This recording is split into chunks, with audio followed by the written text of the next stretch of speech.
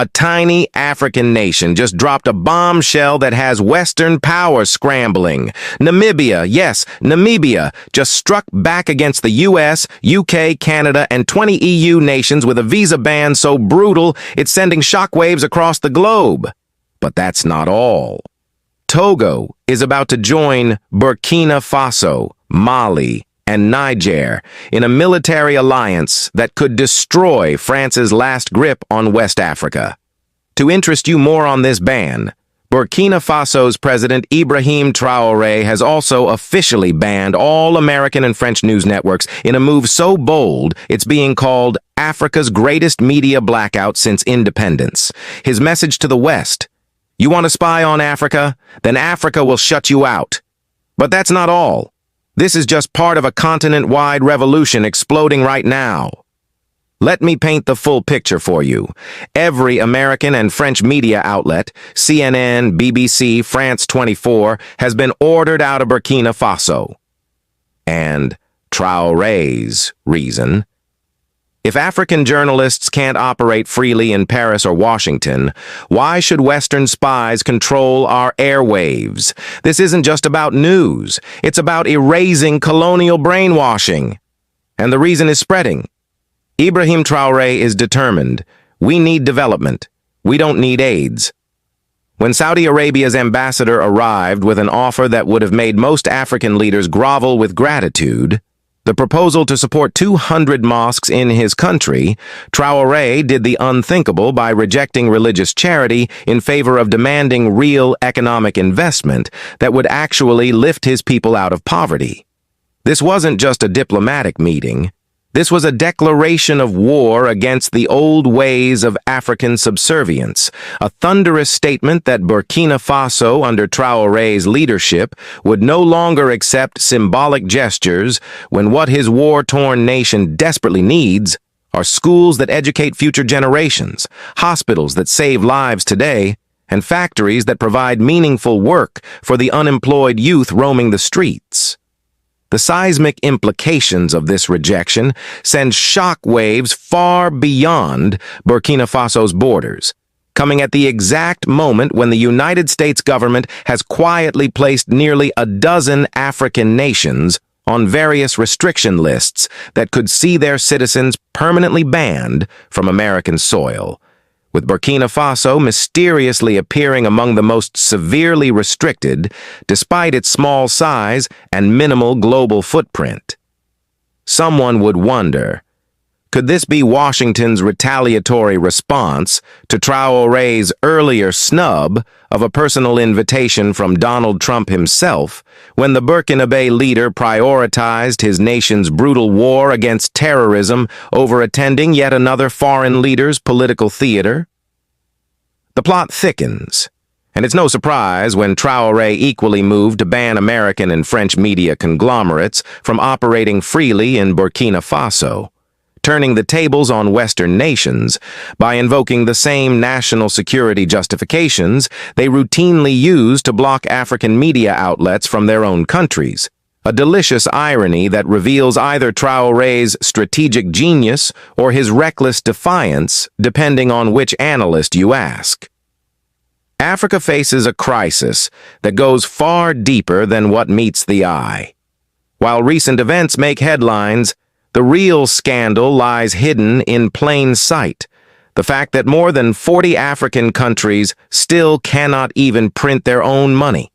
These nations must go begging to their former colonial rulers to produce the very cash that runs their economies. It's a shocking situation that turns independence celebrations into empty gestures. The problem becomes even worse when we look at the 14 African countries using the CFA franc. These nations pay France nearly 1 billion euros every year just for the right to use this currency, money that remains under French control. This system is so outdated and unfair that even European politicians have called it a form of economic slavery. Out of all 54 African nations, only 9 have the basic power to print their own money within their own borders. The rest must depend on Europe to supply their banknotes, keeping them trapped in a cycle of financial weakness. This humiliating reality would have horrified Africa's founding fathers like Kwame Nkrumah and Patrice Lumumba, who fought for true independence. Wait, let me tell you something. Do you know European Union to come up with a plan to counter Russia in Africa? This was shortly after Russia signed defense agreements with 33 African countries. Hear them, Russia growing influence in Africa is of direct concern to us in Europe for our security and prosperity. So we need to show the same unity of purpose towards Africa as we have shown towards Ukraine. This is a must. Ursula von der Leyen. Or think about the Sahel region, one of the poorest, yet fastest growing demographically. The succession of military coups will make the region more unstable for years ahead. Russia is both influencing and benefiting from the crisis, and the region has become fertile ground to the rise of terrorism.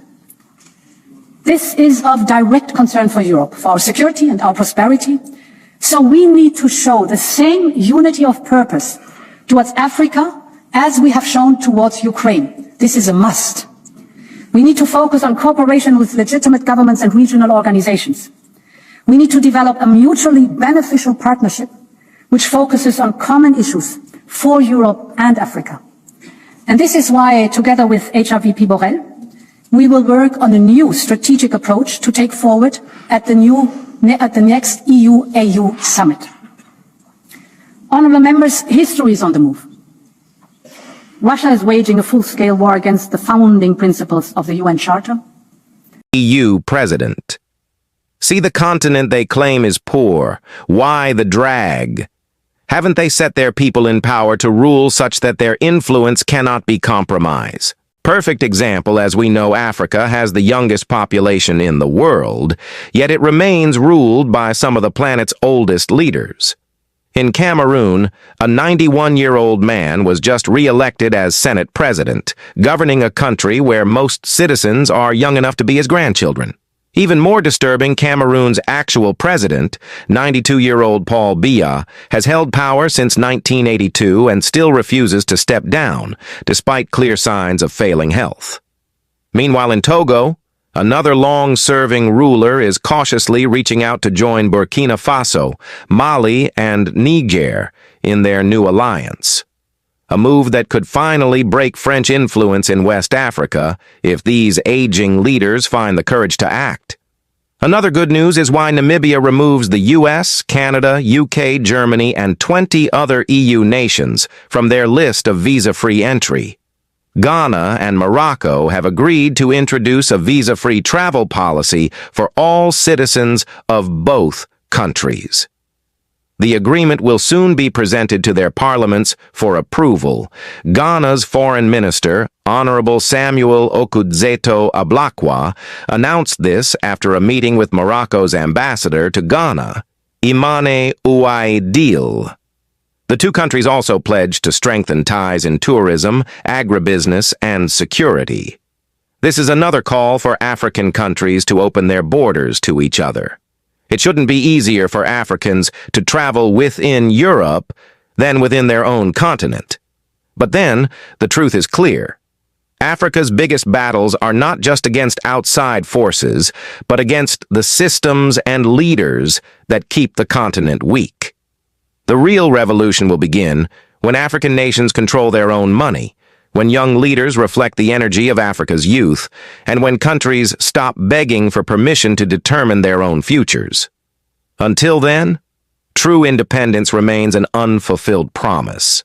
The battle lines are now drawn across Africa, between those who still believe in begging for scraps at the tables of foreign powers and those like Ibrahim Traoré who dare to demand true sovereignty on African terms.